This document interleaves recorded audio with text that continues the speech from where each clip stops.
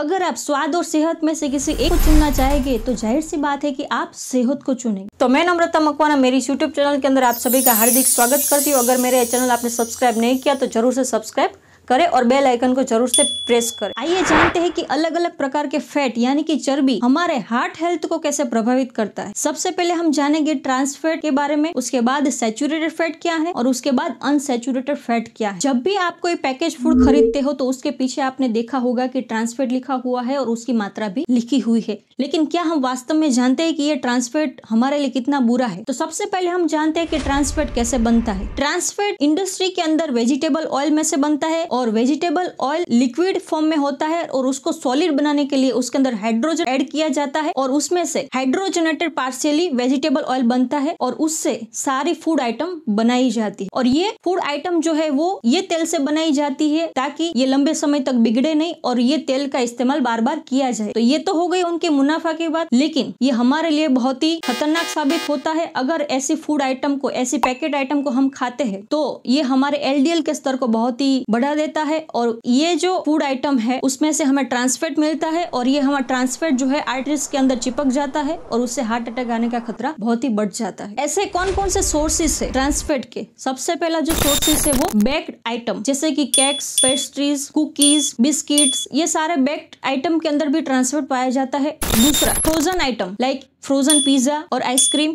Fried item like French fries और fried chicken, और भी है solid fat like shortening and margarine. तो इसके अंदर ट्रांस फैट पाया जाता है जिसको बिल्कुल ही हमें अवॉइड करना चाहिए। आइए हम आगे जानते हैं कि सैचुरेटेड फैट क्या है। सैचुरेटेड फैट एक ऐसा फैट है जो रूम टेम्परेचर पे सॉलिड होता है जनरली और इसका जो मेल्टिंग पॉइंट है वो बहुत ही हाई होता है। इसके सोर्सेस की हम बात करें, सबसे पहला जो सोर्सेस है वो डेयरी प्रोडक्ट जैसे कि मिल्क है, चीज है, बटर, ये सारे डेयरी प्रोडक्ट्स में से सैचुरेटेड फैट मिलता है। लेकिन जरूरत से ज्यादा सैचुरेटेड फैट हमारी बॉडी के लिए भी खतरा है और ये हमारे हार्ट हेल्थ को नुकसान पहुंचाता है। सेकंड सोर्सेज की हम बात करें, मीट में भी बहुत ही सैचुरेटेड फैट होता है। थर्ड सोर्स की बात करें, पामोलिन ऑयल, कोकोनट ऑयल और एग, इसके अंदर सैचुरेटेड फैट पाया जाता है।